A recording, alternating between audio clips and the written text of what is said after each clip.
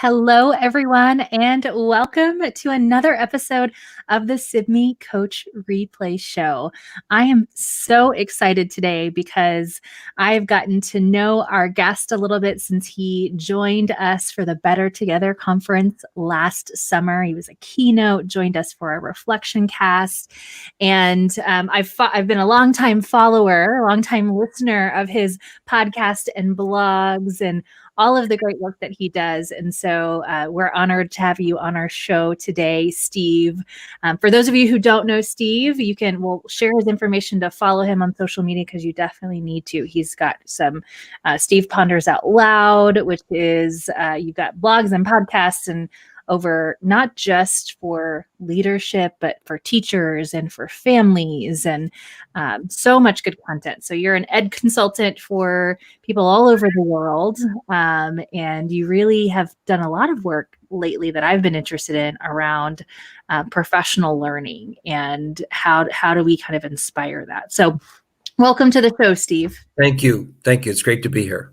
Yeah. So today we're talking about how do we, everybody's, if they're not already off for winter break, they're going to be within a couple of hours probably. And they're going to be hopefully resting and rejuvenating and re-energizing. So when we come back after winter break, and come back together and we're back in our classrooms, whether those are in person or virtual, how do we make the most of our spring semesters, finish out the school year really strong? How do we maximize that energy that those teachers are coming back with after having the break and really grow our teachers and our students?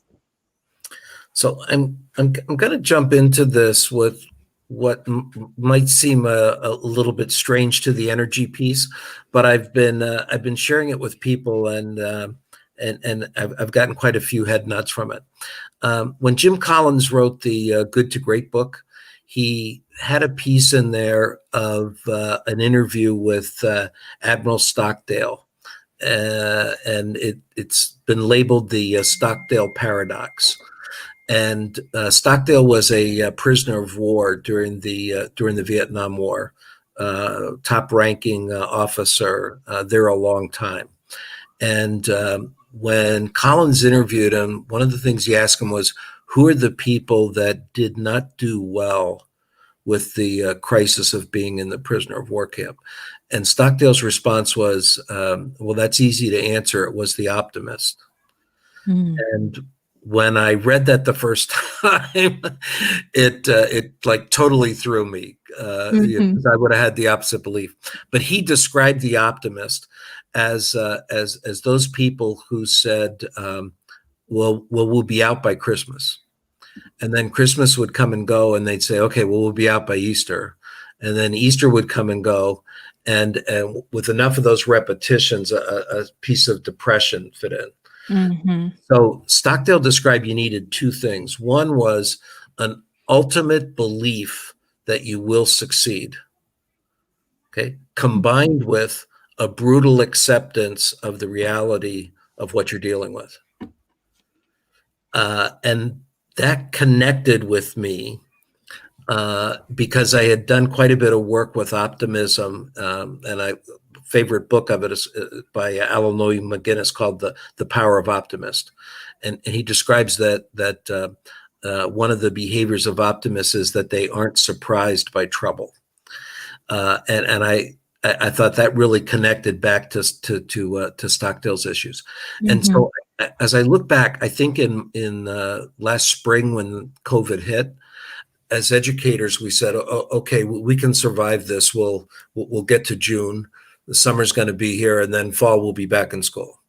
And then fall came, and it wasn't there. And now I'm afraid that the vaccine being present may put another group of people into that mode of everything's going to be here quickly. And I think instead we need to put those two pieces together. What's the belief? I believe that I can teach students better next week than I taught them this week, and next month better than I taught them last month, and next year better than I taught them this year. I'm going to combine that with the brutal reality that some kids are still having trouble making connections. Some kids aren't having the supports that they need. Those are all the realities I'll work with. But with all of those issues, I can learn and get better. Mm-hmm. So that's why, to me, the whole piece coming out of this is learning. Yeah, and it's so funny that you bring that that lens to this conversation, because I was just having this exact conversation with my team right before this call. We were talking about how we've we've been interacting with some of those folks who are like, this is temporary. And I mean, in last spring, I was like that. I was like, we're going to be out for a month or so, but then we'll come back. Everyone will finish the school year. Teachers wholeheartedly believe they were going to finish out the school year, go into summer vacation, having seen their students. And that was a really hard hit when that didn't happen. And then it was, well, we'll be kind of starting back. Everything will settle out over summer, and we won't have that remote instruction starting in the school year. Well, then that didn't happen. And we continually, we equated it, being from Texas, to a place in Texas called Enchanted Rock, where it's like you go up the hill and it doesn't look so bad. And then you get to the top of that crest and realize there's another hill. There's more to go. And you get to the top of that and you're like, there's still more. Like, when am I going to hit the downhill? When will I hit the peak and be able to say I did this, and then smooth sailing down? Enchanted Rock is a beautiful place. It sounds like a great idea, especially on a nice summery day. And it's the worst idea ever, especially on a nice summery day. But I mean, yeah, that's exactly it. And that starts to chip away at our teachers, especially those. It makes so much sense about our optimists. As an optimist, Yeah. I can definitely see that.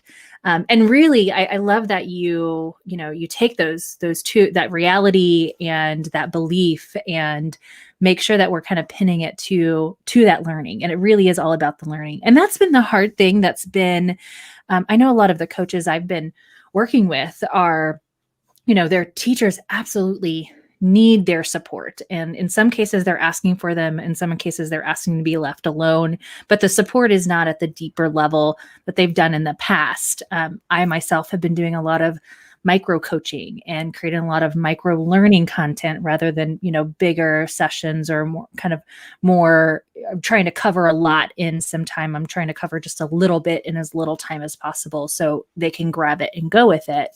And it makes me think about, how do we get teachers to get back into that learner mode instead of that survival mode, which is where they've been? I think the key phrase is reflection. Mm-hmm. I've been doing some work for folks in resilience, and I found a COVID continuum that says there's this phrase, there's this phase of being in fear. And then if you can move out of fear, you move into learning. And then with learning, you move into an area they called growth.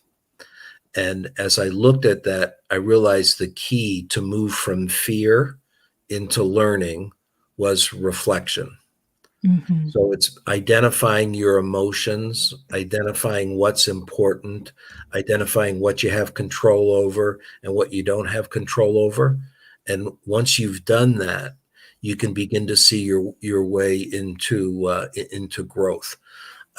I've shared my personal example of it was being quarantined here in Switzerland. The one thing they didn't close when they quarantined was the forest. And there's forest everywhere, and everybody's supposed to be out in the forest. It's part of the culture. Mm-hmm. So I built into my quarantine time a good 90-minute walk in the woods every day. And when I started it, the purpose of my walk was exercise. But I then began to realize that's my reflection time. Mm. And once I could identify how angry I am that I can't see my grandkids, realizing I don't have control over that, what do I have control over? So my granddaughter is studying German in middle school for the first time, and so am I. So we're texting each other back and forth in German that we have to translate. I love that. I don't think if it were for the quarantine and I was visiting her the way I usually am, I don't think we'd be doing that. Mm-hmm. So I think we've actually grown. I know that my work has become much more personalized during the quarantine. And I know that I'm going to keep that. I'm on 3 or 4 new projects now, and every one of them I've built into the beginning of it a one-on-one interview with each of the participants before I start the program. When I was flying in and doing my workshop, that didn't happen. Show up. Yeah. But that's a piece I think that is going to have to carry over. So I really think the job of coaches and administrators who are looking to support teachers right now is engaging that teacher in the reflection. Mm-hmm. And getting the teacher to decide that there's a piece they could do tomorrow that would make their instruction and their student learning stronger than it was today. Oh my gosh, so many things I want to touch on with that. But before I do, I want to invite our folks who are watching us live right now. If you've got a question for Steve as he's chatting with us, put it in the comments. I've got a few audience questions queued up here, but comment below if you've got a question for Steve. But I want to hit on a couple of things that you said. First is, as you shared, your own practice of reflection, being in your walks through the woods. I think that sometimes that's the work I do, is all about reflection. And I've studied it a lot. And there are specific methods, some that work better than others, depending on what you're trying to accomplish. There's a whole cycle of reflection. And so I have the science of reflection down that I used to share, but me as well, I've been finding that just small moments of reflection. It doesn't have to be this big thing. You don't have to have this go buy a journal and, do a reflective. It's just making sure that you are taking time to reflect. And it doesn't have to be sitting alone in a room meditating or something. It can be as you're doing other things or as you're chatting. My sister-in-law and I chat frequently, more frequently when I was in Texas and on the road all the time. But that was my key reflection time, was just in conversation with her. I was thinking out loud, and we both kind of reflected on our practice as educators and coaches. And so I think that's really important. So label that as the coach's role is Mm-hmm. to create that reflection moment for the teacher. Yeah. I was just working with a district office person today, looking at administrators who are doing walkthroughs virtually now, Mm-hmm. and they're sending teachers notes. And I said, if I could make one suggestion, stop the notes, Yes. and buzz the teacher. And if you brought the teacher up on Zoom, or you grabbed the phone and called the teacher, and you said, here's when I was there today. What did you see during that time that pleased you? Mm-hmm. And what did you see during that time that if you could get it to go up one notch, it'd be cool to get it to go up one notch. Tell me about that thing. Yeah. And that 10-minute conversation going to go a whole lot further than anything you're going to write up or questions you're going to send out to that teacher. And the reflection will live on beyond your 10-minute conversation. Yeah. If you're still doing all the heavy lifting, right? And we want to take that off, whatever we can off of our teachers right now. But now is not the time to do all the reflecting for them, or they won't learn from that, right? It'll be something, okay, I'll remember that the next time I do this. Hopefully I don't do it again, because I'm not going to be in pandemic teaching next year, right? If we can really, those just simple reflective questions just to open up a conversation. It doesn't have to be anything big, informal. This is where, like this year, if I'm able to Zoom through and observe instruction, whether it's in person or online, I'm trying to record those moments so that they can look back at that and, hey, I'm going to give you a call in 10 minutes. Take a look at this video real quick, and then let's just chat about it. Mm-hmm. Just to get them to look back, not at the whole lesson, but just to kind of be that great artifact for that reflection. So what other factors do you think to create that space for reflection and start that conversation for us as leaders can we do? What are some crucial things for us to think about? Well, I've been writing about the leaders' need to create the environment, mm-hmm. and Simon Sinek has a great statement that leaders aren't responsible for the results. Mm-hmm. They're responsible for the people who are responsible for the results. Now, I like that because that's where the teacher has to be right now too. Mm-hmm. As a teacher, you aren't responsible for the learning that happens. You're responsible for the kids who are responsible to make the learning happen. Mm-hmm. And you've got to create that environment. So the role of the administrator having empathy, of having a high expectation that teachers can cause an ever increasing amount of learning to happen. I've been big on taking things off teachers' plates, but recognizing that the reason you took something off the plate is so that more energy could be focused on something that was on the plate.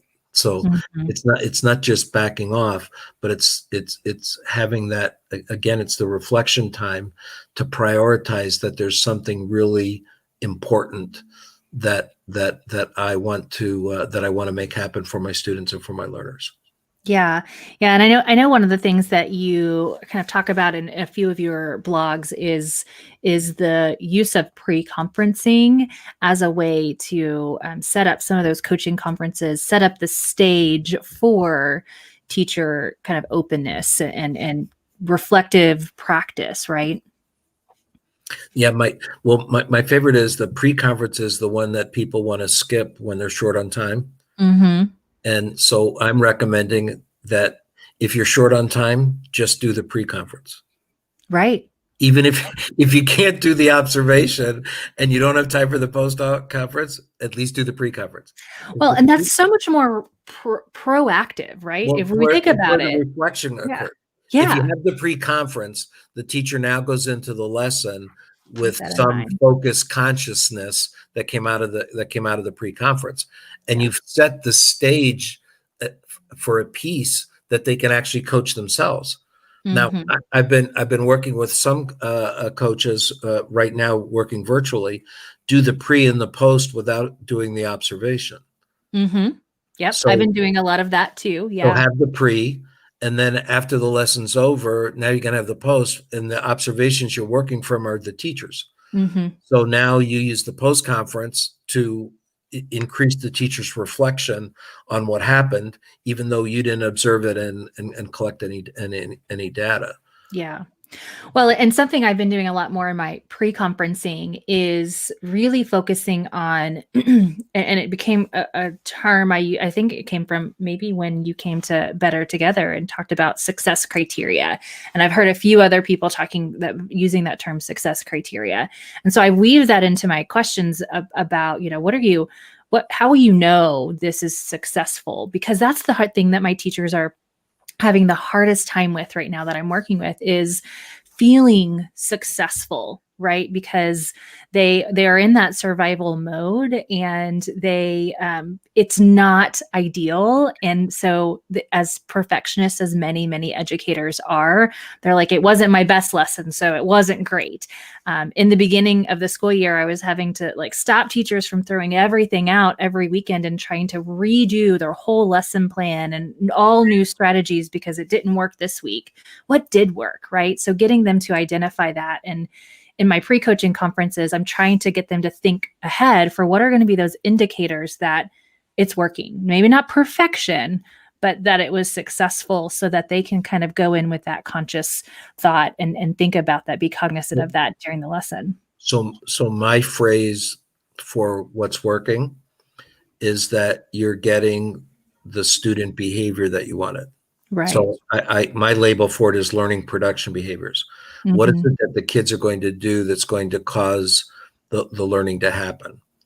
And so I planned as a teacher, I'm going to do this because it'll cause the student to do that, which is going to produce the learning. And if, as I'm observing the student, they're doing what I wanted them to do, that's the success back for me that I that I picked an effective strategy. Mm-hmm. I'll give you a personal one.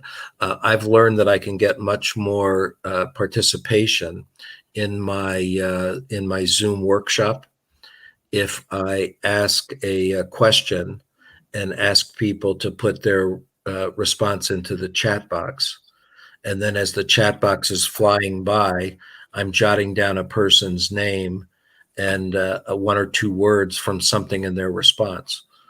And now I stop and now I call on that person and say, Cory, you mentioned this. Could you tell us a little bit more about it? Mm-hmm. And I find people jump in and share. So the people sharing their responses tells me that's a strategy. Prior to that strategy, I was asking for volunteers. Right. Anyone want to unmute their mic? Yeah, nobody wants to unmute their mic. That strategy didn't take me long to pick up. Steve, you got the wrong strategy. Yeah, you can have the best wait time in the world, but yeah. No, I get that. And that's a great strategy, by the way, for remote instruction, right? To have all their students open up that chat. A lot of teachers have been nervous about the chat feature, have had some issues with it, but in Zoom, you can say that they can only chat with the host, which would be the teacher. And so they can all still use that. And then it's a perfect avenue to say, all right, Cory, tell me more about your response. You said this.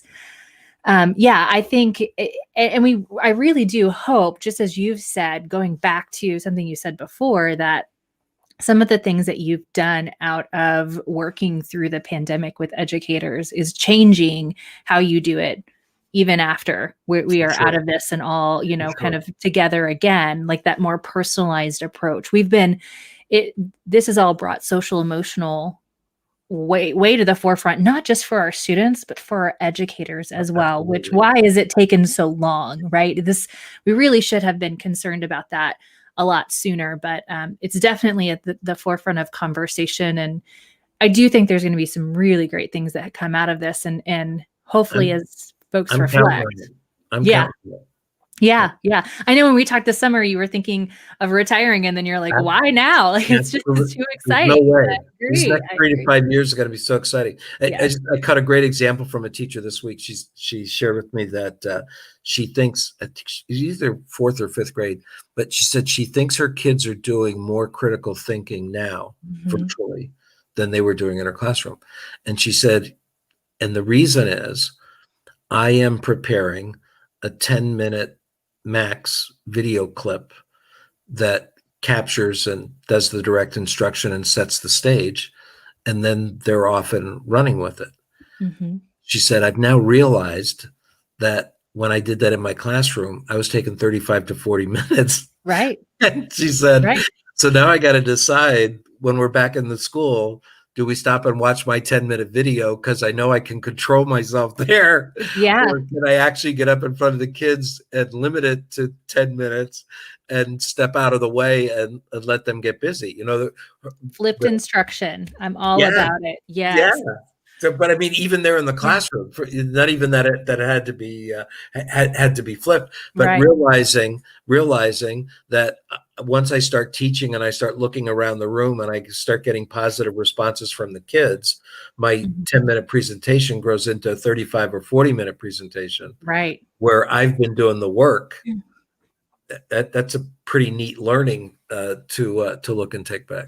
Well, and going back to that, whose responsibility is it, right? In the classroom, it's so much easier for us to keep the control without even realizing it. Even if we think we're being student-centered, there is no choice. Like, you have got to let go of the reins because you're not right there with your students when we talk about remote instruction. And so I think it's definitely forced us to utilize some different strategies. And I think it's making us stronger coaches as well. Like, I may not be focusing on all of the same things I do in a traditional year, or going as deep into some things, or having as long of meetings with my teachers. But because of that brevity in our conversation, and because I need to make sure that I'm connecting with them and making them feel heard and supported, and then follow up with a quick tutorial video that they can watch in under 10 minutes and rewatch if they need to, it's made me a stronger coach in a number of ways, but really making sure that I'm realizing I can do a lot more coaching with a lot less time. I'm thinking Zoom coaching lives on. Yes. Huh? Yes. I mean, I'm a fan of it. I've been virtual coaching for a long who's time. who's the teacher who would rather head home after school Mm-hmm. and with a hot cup of tea sit down and now connect 15 minutes with my coach, Mm-hmm. rather than she ran into my room as the kids were exiting, and we sat down and both of us got interrupted twice Yeah. during the coaching conference we were trying to have. There's another meeting we're running to. Yeah. So I, in our coaching work here at Sibme, we have a whole fleet of virtual coaches, and I also coach from time to time, and I usually choose the evenings, sometimes even the weekends, because we go whenever the teacher chooses. And I was surprised at first of a teacher who chose like 9 p.m. on a Wednesday. I'm like, this might not be that fun. They may not show up. But that teacher showed up. She was the most engaged teacher I had ever we still chat and we found that about almost all of our virtual coachees. We build stronger relationships from afar than I ever did when I was housed on a campus. And it's because they're able to kind of choose those things because we're using video, we're prompting reflection. And these are some really strong ways to foster learning. Now, I know you've created some takeaways for us, and one of the next things, which I think is one of the things that's made me a stronger coach this year because of the brevity and just, having limited time with my teachers, is in questioning. Do you want to talk a little bit about questioning? And I'm going to pull up your takeaway, remind folks that they can download this from our learn.sibme.com. We'll put the link in the chat, but Tell us a little bit about questioning skills and what we need to make sure we're thinking about next semester when we come back. So as a teacher, if you think about the questioning you're using in a classroom with kids, the purpose of your questions are to guide the student through a critical thinking process. Mm-hmm. And so that's the same when I step into my coaching role.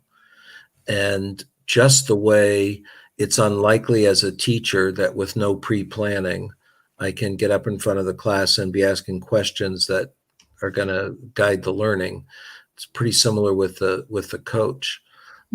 Facilitating a PLC meeting. I want to go in there with 3 or 4 of the critical questions. I mean, I get hired to facilitate. And when I get hired to facilitate, the biggest work I do is before I ever show up to actually do the facilitation. It's thinking through the outcome that they're asking me to work towards, and then what's the critical thinking process.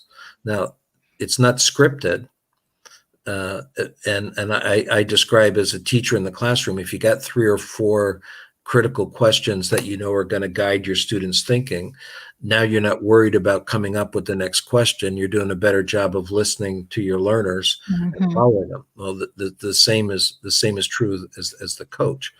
And I'll just give you my favorite example. A common coaching question. People will walk into the post-conference and they'll ask the teacher, "How do you think that went?" And in effect, they're asking the teacher to do an evaluation with no pre-thinking. So the teachers had no time to review the lesson in her head, appraise the most important parts. And so now the teacher gives an off-the-cuff response to, "How do you think that went?" And a lot of coaches have been hit with, "Not bad. I'm pretty happy with it." And as a coach, you're sitting here with this. Yeah. Were we in the same room? Yeah. Yep. And now you're going to try and backpedal out of that whole thing, So the difference of starting with questions that say, you had asked me to pay attention to engagement. When did you sense the greatest engagement was happening? What was it that you were seeing, and how did that what feeling did you get when that happened, and why do you think they got so engaged at that point? Right. And then was there another point where you would have liked more than you had? Are there some kids who didn't have the level that you wanted to. Let's talk about that now. And now that the teacher's gone through all that, now the teacher can do a summary of the outcome or an evaluation of the outcome. But in a hurry, coaches jump to those questions. Yeah. And the most important part for the teacher is to go through that critical thinking. And what a teacher can learn from a coach are those questions.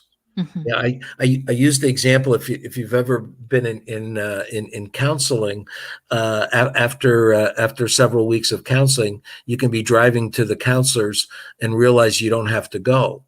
And I laugh and say, it's not because you're cured, but you know what the counselor's going to ask you. So if you're willing to stop and get a coffee and spend 45 minutes sitting alone and asking yourself those questions, you're good to go. And so a lot of that is true with good coaching, that what a teacher's learning from the coach are those questions that, so I describe your coaching lives on with a teacher, because the teacher begins to coach herself, asking herself the questions that you ask. Yeah, if you're not building that reflective, I mean, that's all back to reflection. That's that reflective capacity. What are the right questions for me to ask, more than how do I feel that went? But like getting down to those specifics. I have a few guiding questions that I like to use that I've pulled from a couple of different sources throughout the year. And I usually give those questions to my teachers and say, I work a lot with video. So they're reflecting on their own video. Yeah, watch your video. Yeah.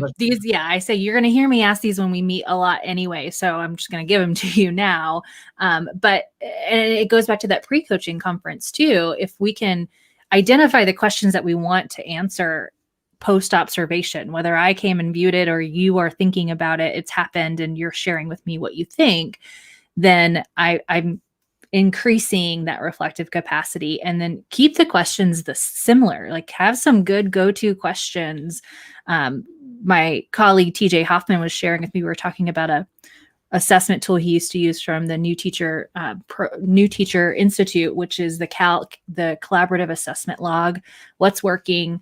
What are your concerns, or what are you focusing on? What's your next steps, and what are my next steps? And he said his mentor, asked those same 4 questions every single time they met. They were super short meetings. It got to the point where he would show up and say, here's what's working, here's what I'm concerned with, here's what I'm going to do, and here's what I need you to do. Right. And he's like, you don't need to go to the counselor. Exactly. But like that is really the mark of a strong coach, is that you can teach your teachers to be coaches of themselves, coach thyself. So yeah, I love it. And the takeaways and several articles and of your podcasts and everything are all available on the takeaway for this episode. I do have one before I let you go. I've got one audience question, if you don't mind. This comes from Brenda Villasano, and she says, what's your recommendation of supporting and guiding reluctant or non-compliant teachers who are working remotely so that they change their mindset towards growth? They move from that fear to that learning, as we talked about before. Yeah, I don't think it's a whole lot different being virtual than if I was working with that person back in the classroom. And one of my favorite questions I use with that teacher is, tell me about a student for whom you're working too hard. And the teacher comes back with, what does that mean? Well, you're making an investment and you're not seeing the payoff from everything that you're investing in that. That's a spot for us to be jumping in. You've got to get the person to describe a behavior from the student that they're not getting that they want to get. And that then can drop that reluctance on the teacher's part, because you're not there as a coach to change the teacher. Right. I was gonna say, I hear that. I love that this is about the student. You're there as a coach. You're there as a coach because a teacher wants to change her kids. Yeah. Now, to change her kids is probably going to require her to change. Right. But now she has a reason to change.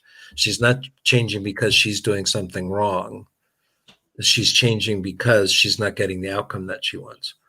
And if you can plant that away, it actually, I describe that sometimes it's the most successful teachers who can have difficulty dealing with this, because if what I'm doing as a teacher is working for 95% of my kids, to think that I need to change something for those other 5% 5%, yeah. can be pretty hard to deal with, because I've got so much evidence in front of me that what I'm doing is the right thing. And if we can move that away from, it's not about doing the right thing.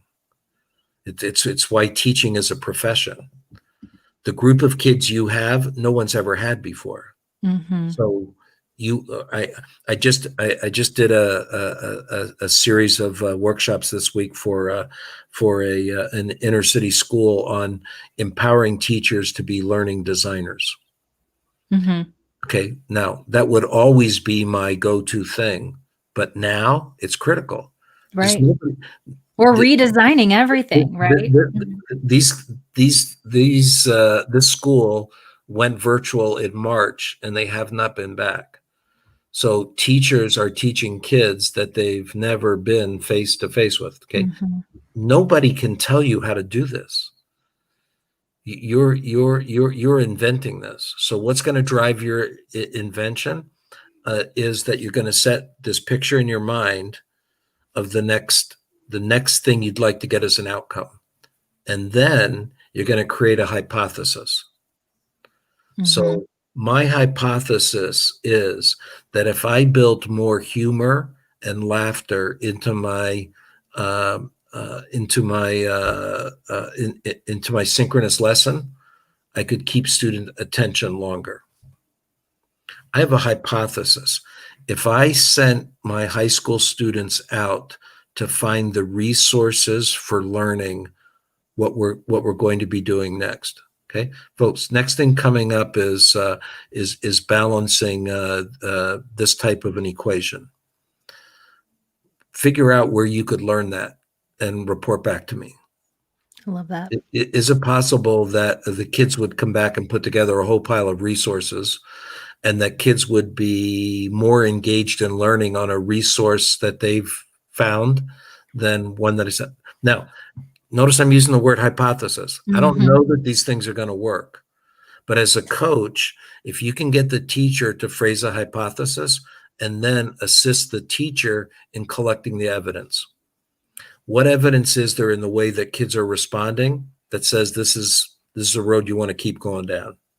Or what evidence says, chuck it, go back and start on a new hypothesis?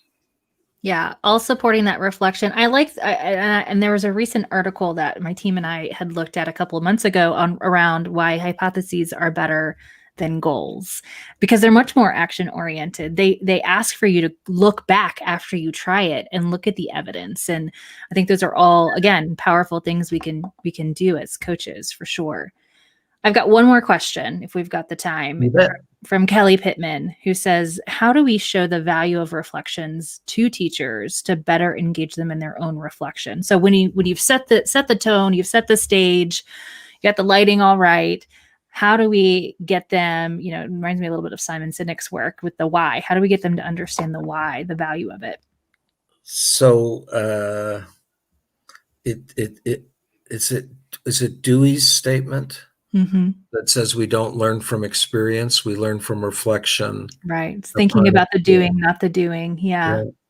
And I'll tell you, I worked with a recent study that I did some writing on, where they identified that at a certain point, reflection on the practice that you've done creates greater learning than more practice. Okay. And actually, the example they were using was medical students learning surgery. So having done 10 or 12 operations, there's more to be learned from reflecting on the 10 or 12 that you did than doing more. And when I read that, I thought, God, that's really critical in teaching. If you don't reflect back on what happened in that class today. What did I learn about the kids? What did I learn about the strategy? What did I learn about myself? And how do I apply that? Mm-hmm.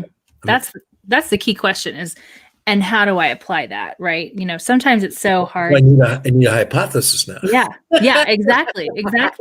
But if I don't have a hypothesis, then that's the question I want to take to my coach now. Yeah. Now I go to my coach or my colleagues. I need a hypothesis. Mm-hmm. I got enough evidence that what I'm doing isn't working. Yeah, exactly. So what could be changed? It takes that out of this.